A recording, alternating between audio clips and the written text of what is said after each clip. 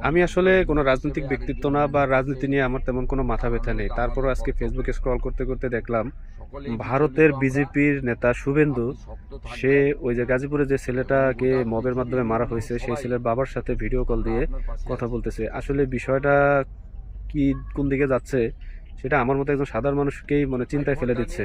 তো এই দেশে যারা এলিট বাহিনী আছেন বা যারা প্রথম শ্রেণীর রাজনীতিবিদ বা যারা দেশ নিরাপত্তায় নিয়োজিত আছেন, তাদের কতটুকু অবগত হচ্ছে বা তারা এই বিষয়টা নিয়ে কতটুকু চিন্তা ভাবনা করছেন, আসলে সেটাই জানবার বিষয়।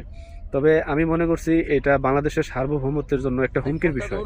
কারণ ভারতের একজন রাজনীতিবিদ, সে কিভাবে আরেকটা দেশের বা একটা মানে কি বলবো, একটা দেশের লোকের সাথে এভাবে ফোন দিয়ে তাকে মানে টাকা দেওয়ার কথা বলতেছে বা তাকে তার পাশে আছে। আসলে এই বিষয়গুলা আসলে আমাদের মতো সাধারণ জনগণকে ভাবায়। তো এই বিষয়টা দেখা যাক দেশ পরিচালনাকারী ব্যক্তিত্ব কিভাবে হ্যান্ডেল করে। ধন্যবাদ।